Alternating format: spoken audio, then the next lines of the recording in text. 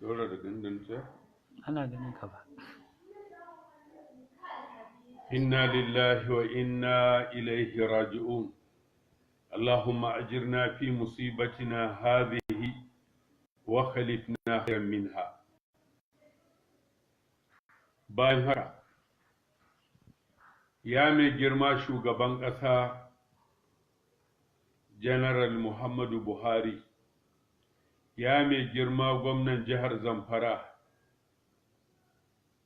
Excellency Alhaji Abdulaziz Yare Abubakar, ya mai girma Sanata Ahmad Sani Yariman Bakura, ya mai girma General Aliyu Muhammad Gusau NSA, ya masu girma shugabanninmu a jihar Zamfara, a jihar Sokoto, a jihar Kebbi, a jihar Katsina, don Allah, don girman Allah, muna roƙonku ku waiwaya ku duba ku ga halin da talakawan ke ciki a jihar Zamfara da jihar Katsina da ainihin wani yanki na jihar Kaduna da jihar Sokoto da wani ɓangare a jihar Kebbi.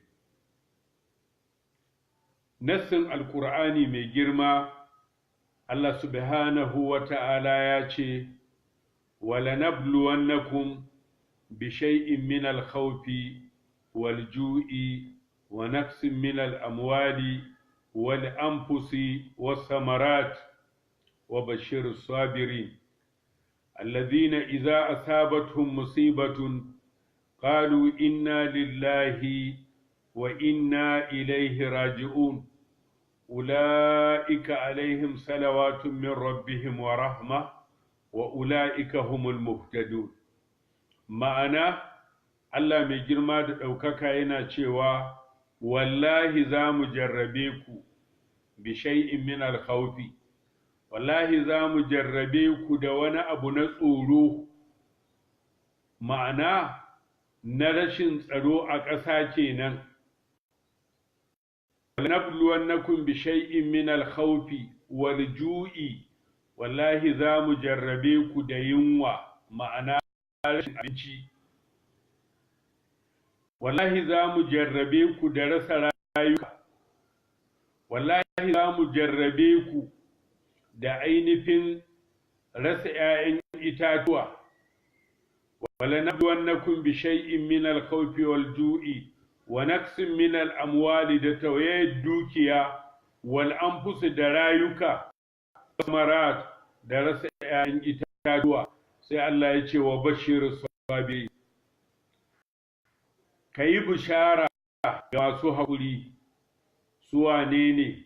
Allazina idza asabatuhum musibatun, sune wa'inda idan wata musiba ta same su qalu inna lillahi wa inna ilaihi raji'un, sai su ce mu daga gurin Allah muke, kuma lalle haƙiƙa a kwana a tashi ko ba daɗe ko ba jima gurin Allah za mu koma. Allah ya ce ula'ika alaihim salawatun min rabbihim wa rahama, wa'innan ne suke samun addu'o'i daga gurin Ubangijinsu da rahama, kuma wa'innan su ne wa'inda yake shiryayyu. ‘Yan uwa al'ummar musulmi,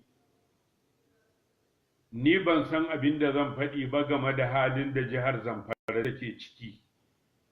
Na tabbata duniyar Najeriya tana hangen halin da jihar Zamfara ta faɗa, na abin da ya shafi rasa rayuka, na abin da ya shafi kashe-kashe. Kullum idan gari ya waye sai ka ji a wani ɓangare daga cikin ɓangarorin jihar Zamfara an yi kidnapping ɗin wasu mutane, ko an auka wata lokal gamman an kakkashe mutane, ko kuma a wayi gari akan hanyoyin da ke cikin jihar Zamfara a wayi gari an kakkashe wasu mutane. Ba jihar Zamfara kaɗai ba, da wani ɓangare daga cikin yankin jihar Kaduna ba jihar Kaduna kaɗai ba, da ma wani ɓangare daga cikin yankin ɓangaren jihar Katsina. Ya ku shugabanninmu, wa'inda Allah ya danƙa amanar mu a hannuwanku ba da daɗewa ba, ranar Lahadin nan da ta gabata, mun tafi ƙungiyar jama'atu izalatul bid'a wa iqamatus sunna, mun gabatar da atisaye na 'yan agaji na ƙasa wanda muka yi a babban birnin jihar Jigawa a garin Dutse. 'Yan agajinmu suna tasowa suka biyo hanyar Jibiya za su wuce zuwa Sokoto, ma'ana 'yan agaji ne na jihar Sokoto wanda suka biyo ta hanyar Jibiya don su ɓilla Shinkafi, daga nan su wuce jihar Sokoto. A wannan daji wa'innan mutane masu garkuwa da mutane suka kama wa'innan 'yan agaji namu da kayan 'yan agaji a jikinsu. Zuwa yanzu maganan nan da nake ciki ba a saki wa'innan 'yan agaji ba. Allah sarki. Wannan abu da ya faru wani abu ne da ba mu taɓa jin labarin ya faru ba a nan ƙasar, kuma ba a taɓa yi ma ƙungiyar jama'atu izalatul bid'a wa iqamatus sunna irin wannan ba. Kai karewa da yawa mun sha dawowa wa'azi da daddare mu iske irin wa'innan abubuwa yana faruwa. Akwai wasu daga cikin manyan malaman ma da za su dawo akan hanya su iske ana fashi. Idan wa'innan 'yan fashi suka fahimci malamai ne masu wa'azi, su ce masu su jira a gefe su gama aikin da suke yi, in sun gama su sake su, su sallame su, su ce masu su kama hanya su tafi.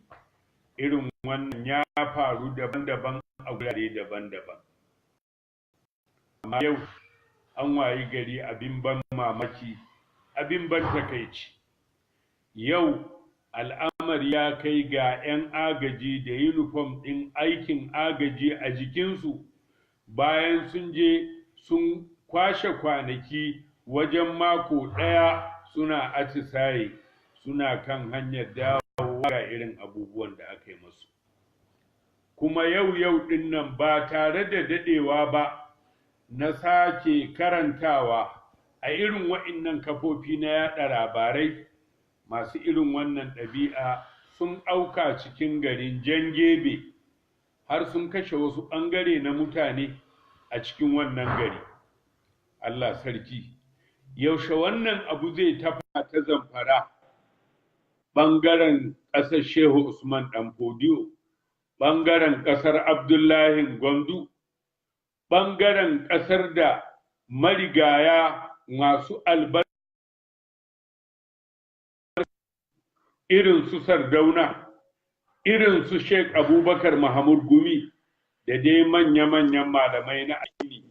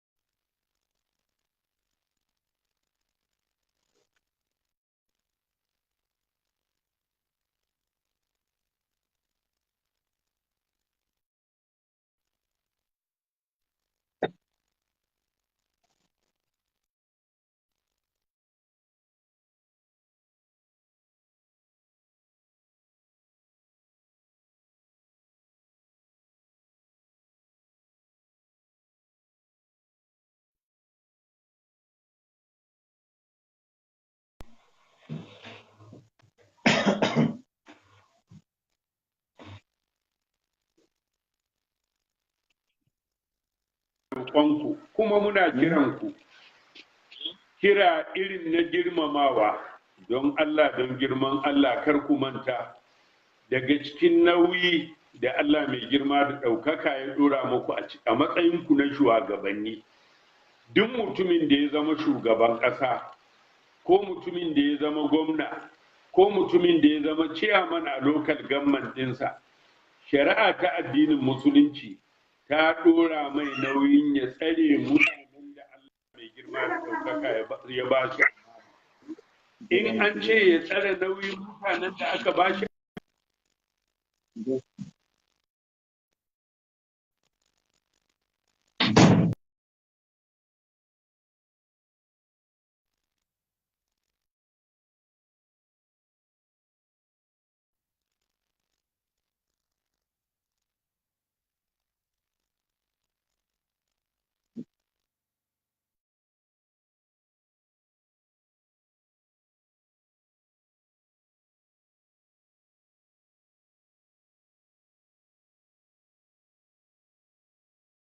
wayi gari ba za a tsare rayukan al'umma ba. An wayi gari a ƙasar nan a zo a yi kashe talakawa, a yi ta kashe bayin Allah, in dai ba manyan ƙasar nan aka taɓa ba, gwamnati ba za ta yunkura ta taki ba. ‘Yan uwa al'ummar musulmi, ya ku shugabanninmu, shari'a ta addinin musulunci ta karantar da mu duk lokacin da aka taɓa wani, idan hukuma tana ɗaukan matakin ladabtarwa, wallahi nan da nan za a mai hannun maɓarnata daga yin ɓarna. Wadda take mai asali, ma'ana 'yar manyan mutane, a inda aka same ta yi sata a wani gida inda take aran abun wuya. Ganin Bakuraishi ya ce aka wakilta Usamatu ɗan Zaidu ya jagoranci tawaga zuwa gurin Annabi Muhammad sallallahu alaihi wasallam domin kada a yanke mata hannu saboda ita 'yar babban gida ce. Ganin wannan Annabi Muhammad sallallahu alaihi wasallam ya ce, ya Usama, a tashfa'u fi haddin min hududillah? Yanzu kai Usama, kai ne ka zo kana neman a baka haddi, a baka ceton haddi daga cikin haddoja da Allah mai girma da ɗaukaka ya ce a riƙa yi a kan doron ƙasa?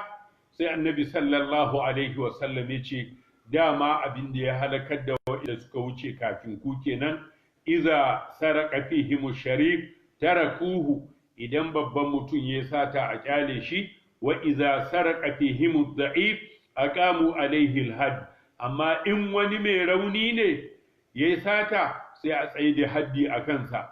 Manzon Allah ya ce, wai millah, ina rantsuwa da Allah, law saraqat Fatimatu binti Muhammad, wallahi inda Fatima yar Muhammadu za ta sata, laqada'atu yadaha, wallahi sai na yanke hannunta. Daga nan manzon Allah ya aka kawo Fatima Mahazumiya aka yanke mata hannu. Ya ku shugabannin Najeriya, yanzu a fanoni inda ainihin motoci ke haɗari, mutane ɗimbin jama'a suna mutuwa, suna rasa rayukansu, yanzu ba za a je a toshe irin wa'innan ramuka ba sai ɗan wani babban mutum ya mutu. Yanzu a jihohi da ake kashe talakawa, yanzu ba za a ɗau mataki ba akan wannan sai an kashe wani babban mutum. Yanzu ba da daɗewa ba a ƙasan nan an ta kashe mutane a ɓangaren can inda Birom suke kashe mutane a wannan ɓangare. Amma da Allah mai girma da ɗaukaka ya tashi ceton rayukan talakawa, Allah ya ƙaddara aka kashe General Alƙali Retired. A nan ne fa gwamnati ta tsaya tsayin daka, aka yi ta bincike, ana zaƙulo ɗimbin motocin da aka kashe bayan Allah, aka wurga motocinsu da ainihin jukkunansu cikin ruwa.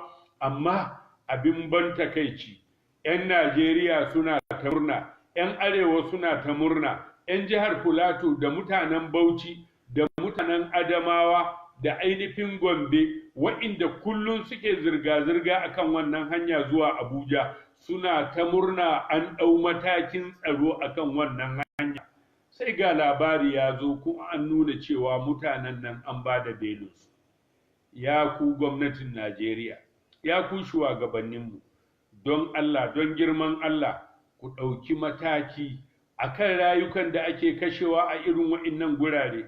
Nassin Alƙur'ani mai girma, Allah subhanahu wa ta'ala ya ce, min ajali zalika katabna ala bani Isra'il annahu man qatala nafsan bighairi nafsin aw fasadun fil ardi faka'annama qatala an-nasa jami'a wa man ahyaha faka'annama ahya an-nasa jami'a.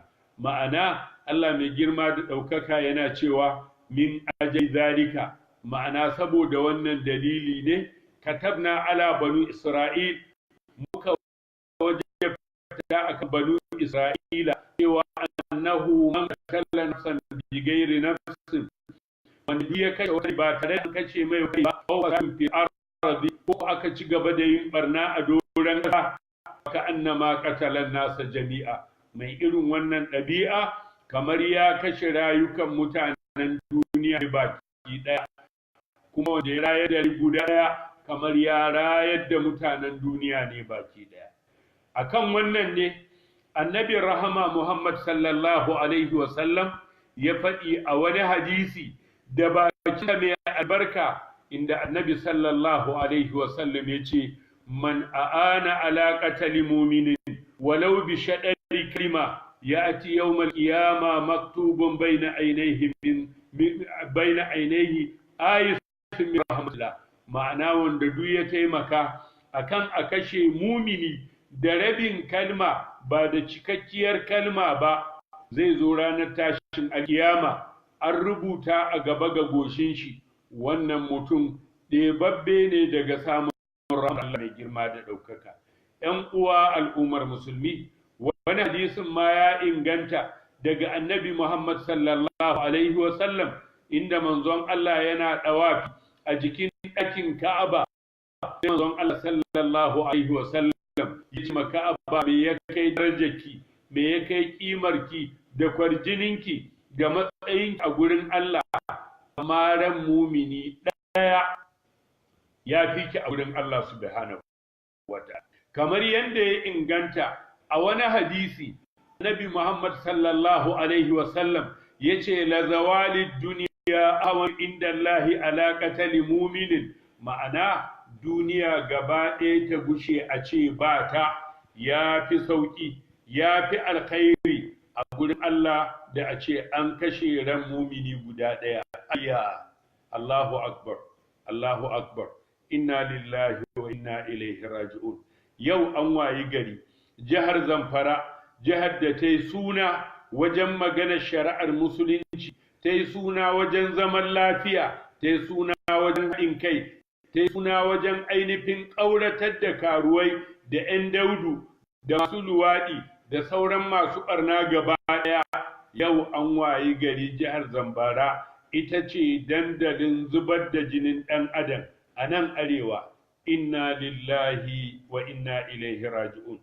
Nassin Alƙur'ani mai girma, Allah subhanahu wa ta'ala ya faɗi a wata aya inda Allah yake cewa, wa man yaqtul mu'minan muta'ammidan fajaza'uhu jahannamu khalidan fiha wa ghadiba Allahu alayhi wa la'anahu wa adda lahu azaban azima. Ma'ana da duk ya kashe mu'mini gangan, Allah zai mai tukuici guda biyar. Na ɗaya, fajaza'uhu jahannamu, Allah zai shigar da shi wutar jahannama.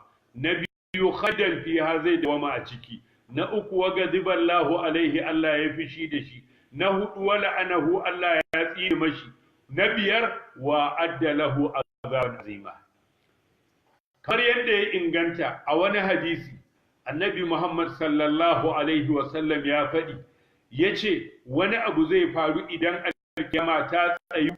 Wani mutum ne zai kashe wani a duniya, idan ya kashe shi a filin tashin alkiyama, wannan mutum da aka kashe zai laluba ya gano wanda ya kashe shi, sai je ya cakumo wuyan shi yana jan shi, ga jini yana tsirtowa daga jijiyoyin shi, ya ja shi har zuwa gaban Allah mai girma da ɗaukaka.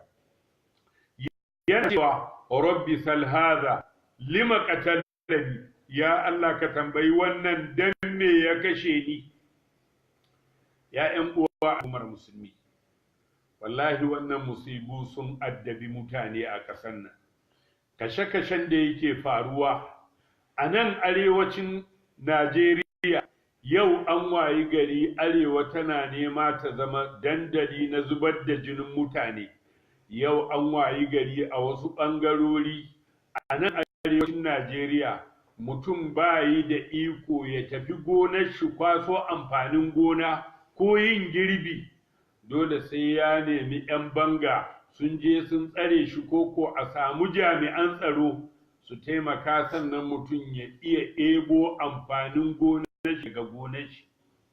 A wasu gurare, wasu ƙauyuka da ke jihar Sokoto ko jihar Zamfara ko wani ɓangare a ɓangaren jihar Katsina, babu dama mutum ya tafiya daga nan zuwa can. Dole sai ya nemi jami'an tsaro sun tsare shi, sannan ne ya ainihin kwashe amfanin gonan shi koko sannan ya yi tafiya. Kai an wayi gari irin wannan kashe-kashe abun ya addabi hanyar Birnin Gwari, abun ya addabi hanyar Funtuwa, abun ya ambaci hanyar Funtuwa zuwa Gusau, abun ya addabi hanyar Gusau daga Gusau zuwa Sokoto, abun ya addabi hanyar Jibiya zuwa kullowa Shinkafi, zuwa Sabon Birnin Gobe, zuwa kullowa Sokoto. Kai, wannan musiba ina za mu sa kanmu ne. ‘Yan uwa al'ummar musulmi, daga ƙarshe ina jawo hankalinmu da wasu ayoyi na Alƙur'ani. Mu ma ya zama wajibi gare mu mu koma zuwa ga Allah mai girma da ɗaukaka, mu gyara ɗabi'unmu da halayenmu, domin inna Allah la yugayyiru ma bi qaumin hatta yugayyiru ma bi anfusihim. Allah baya canza abin da ke tare da mutane sai in su sun canza makawunansu. Don Allah mu koma zuwa ga Allah, mu kiyaye ɗabi'unmu da halayenmu. Alƙur'ani mai girma Allah ya ce wa daraba Allahu masalan kana aminatan tumina yatiha rizquha ragadan min kulli makanin wa kafarat bi an'amillah wa azaka Allahu libasal ju'i wal khawfi bima kanu yasna'un.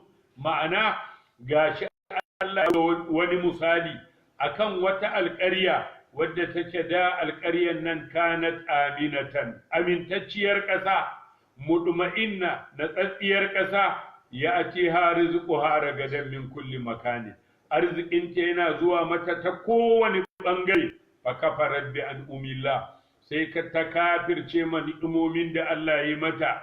Da wannan dalili fa azaqa Allahu libasal ju'i, sai Allah ya ɗanɗana mata tufafi na yunwa wal khawfi, ya ɗanɗana mata tufafi na tsoro bima kanu yasna'un, sanan abin da mutane suke aikatawa. ‘Yan uwa al'ummar musulmi, an wayi gari yau fa a Najeriya, duk wani saɓan Allah da aka taɓa yi a wata duniya, Allah ya halakar da ƙasar, an dawo ana aikata irin wa'innan abubuwa a Najeriya.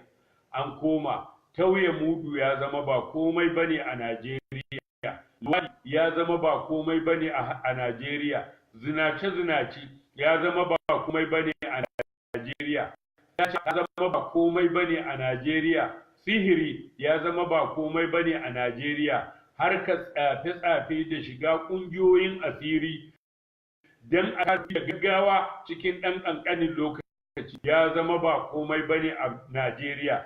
Kai babban musiba da lalacewa malamai na addinin musulunci, wanda kowa ya saurara su yake zai ji tsawatarwa da gargaɗi da faɗakarwa daga bakunan su, yau sun koma su ne a gindin gwamnati, suna bibiyar gwamnati. Su ma babban abin da ke gabansu ya za su yi da dukiya, ya za su yi su hau motoci masu tsada, ya za su yi su bar mazuri'arsu ɗimbin dukiya. Su masu koma yau ba talakawansu suke ba, ba ta wa'azi suke ba, su ma yau sun koma ana rubin tara a duniya da su. In aka waye likita ya kamu da ciwon cuta, to ina ne kuma ka za ka faɗa ka samu magani. Malamai su ake kaddara cewa su ne da tsinka su ja hannun al'umma su nuna musu abin da Allah ya ce, abin da Muhammad sallallahu alaihi wasallam ya ce, su za su ja hankalin talakawa akan a koma zuwa ga Allah, su ne za su tsawatan ma masu mulki su ce abu kaza ba daidai bane, abu kaza a gyara, ana barna bangare kaza, ya kamata a dubi abubuwa kaza. Yau an koma ba a bin waɗannan abubuwa, wasu saboda ƙiyayya, wasu saboda soyayya, wasu kuma saboda abin duniya. Ashe ba banza ba annabi rahama Muhammad sallallahu alaihi wasallam ya faɗi da bakin sa mai albarka a wani zace, inda annabi sallallahu alaihi wasallam yake cewa habibaka haunan ma, ma'ana ka so masoyinka sama rana ya zama maki, shi ma makiyin yi shi sama saboda wata rana ya iya zama masoyi. Me yasa annabi sallallahu alaihi wasallam yayi mana wannan gargaɗi? Domin in ka zurfafa san mutum, soyayya sai ta makantar da kai, ta rufe maka ido, ko da mutumin nan yana kuskure sai ka gano kuskuren da gangan, saboda ƙaunarsa da soyayyarsa ta rufe maka ido, ta makantar da kai, ba ka ga laifinsa kuma ba ka so a faɗi laifinsa. Haka nan a duk lokacin da kake kiyayya da wani mutum, kiyayya mai zurfi ba da ƙa'ida ba, to ita ma wannan kiyayya sai ta makantar da kai, ko da ya yi daidai sai ka gano inda daidai. Sai wani a tunatar da yi wata magana wadda annabi sallallahu alaihi wasallam ya yi da Abu Zarr al-Ghafari. Ana zaune wata rana da annabi Muhammad sallallahu alaihi wasallam, sai Abu Zarr al-Ghafari ya ce Muhammad sallallahu alaihi wasallam, ya Rasulullahi, ba ka dan bani wani yanki da banci wani ma shugabancin mutane? Ina fata sai na ji manzon Allah ya doki a faɗa ta, ya ce kai Abu Zarr, saurara ka ji, shi shugabanci amana ce, kuma amana kai ce da ya sani ranar tashin alƙiyama, sai ko wanda ya tsaye bayar da ita kamar yadda Allah ya ce. A ƙarƙashin wannan, ya ku malamai na, ya ku ɗaliban ilimi, don Allah ku je ɗauki littafin Shehun Musulunci Ibn Taymiyyah, ga fatawar da aka yi mai da irin amsar da ya bayar akan wannan hadisi. A cikin littafin da ake kira Siyasatu Shar'iyya, maganan nan ina jin daga shafi na 1 ba ta wuce shafi na 5, inda aka yi ma Ibn Taymiyyah tambaya, ya imam, mutane ne guda biyu, wannan bawan Allah ne, salihin bawa, mutumin kirki wanda babu wata damuwa cikin al'amarinsa, yana neman a bashi shugabanci. Wannan kuma musulmi ne, ba salihi na ƙwarai ba, fasikin musulmi ne, amma jari ne mai ƙoƙari ƙarfa. Shin cikin bayin Allah nan guda biyu ya waye kamata mu ba kwamitin yaƙi? Ibn Taymiyyah, Allah ya gafarta masa, ya masa rahama, bayan ya yi godiya ga Allah, ya yi salati ga annabi Muhammad sallallahu alaihi wasallam, sai in kuka ɗaukar shugabancin, ku ɗauki shugabancin nan ku ba wannan fasikin musulmi jarumi, domin ya amfani da jarumtaka ya kare musulunci da musulmi. Wannan fasikanci yana kan shi da Allah, kuma Allah ne zai kama shi da abin da ya aika. Wancan ko mumini mai imani, mutumin kirki mai rauni, kar ku ba shi shugabanci. domin raunin shi zai cutar da addinin musulunci. Kasancewar shi mutumin kirki, wannan abun a kansa yake. Kyawawan ɗabi'un shi da halayen shi ba za su kare daraja da kima ta addinin musulunci ba. Wannan magana tana nan a cikin siyasatu shari'a na Ibn Taymiyyah. Hadisi ya inganta daga Annabi sallallahu alaihi wa sallam, ya ce al-mu'min qawiyyu khairun wa ahabbu ilahi min al-mu'min ad-da'if wa fi kulli khair.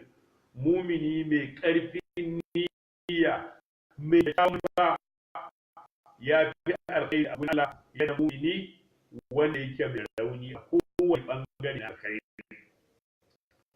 Haka idan ka karɓar ayat al-Qur'ani, maganar yar wajen Annabi Musa alaihi salam, maganar yar wajen Annabi alaihi salam, wanda saukar da Annabi Musa alaihi salam, lokacin da ta wajen Annabi, lokacin ta cewa a kirawo Annabi Musa a saka mai da irin aikin alkhairin da ya masu, ya shayar da dabbobin su ruwa, sai ta ce ka kirawo shi ka ba shi kiwon dabbobin mu. Inna khaira manista ajartal qawiyul amin. Lallai wannan fiyayyen wanda zaka baiwa wannan jinga amintacce ne kuma mai ƙarfi.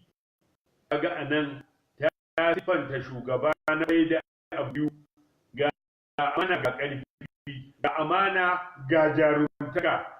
Kenan ko da yana da amana a musulunci, amma kuma ba da iya kare al'ummar musulmi, to siffar shugabancinsa ba ta shiga ba.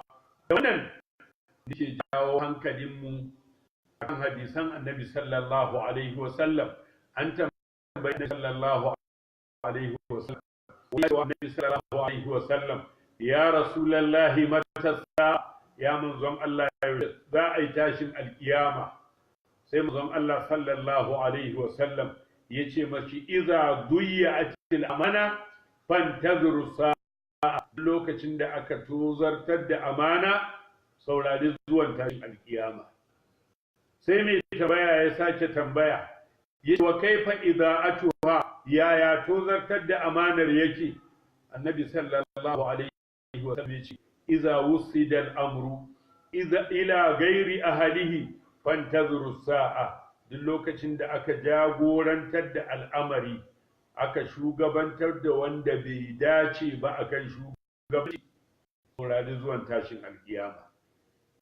Wannan faɗakarwa ce da kira da luratarwa zuwa ga shugabanninmu, kuma faɗakarwa ne da ainihin luratarwa zuwa ga iyayenmu malamai, da jan hankali zuwa ga almajirai uwanmu. Allah muke roƙo ya mana taimako, ya mana jagora. Wa sallallahu ala nabiyil karim. Wassalamu alaikum wa rahmatullahi